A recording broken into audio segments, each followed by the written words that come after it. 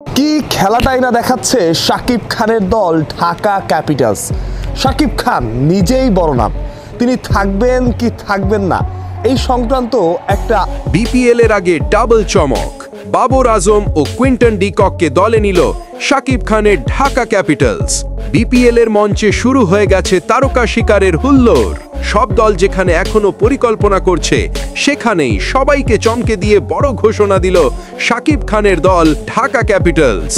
Bangladesh premier লিগের দ্বাদশ আসর মাঠে গড়াবে আগামী 30 ডিসেম্বর আর শেষ হবে 7 ফেব্রুয়ারি।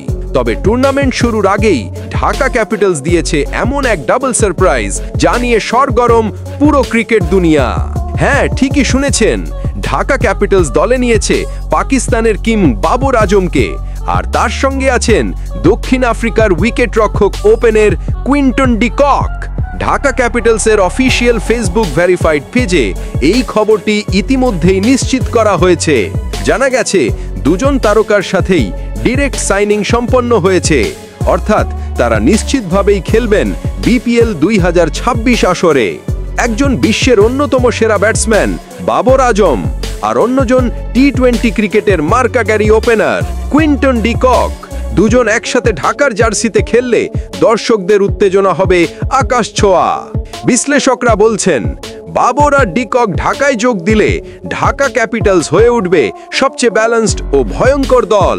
ব্যাটিং লাইন আপে থাকবে আগুন, আর সাকিবের নেতৃত্বে তৈরি হবে এক dream combination.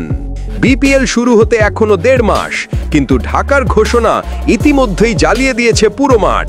Babar Azam, Quinton de Kock আর শাকিব খান এক টিমে, এটা সত্যিই বিপিএল এর ইতিহাস বদলে দিতে পারে।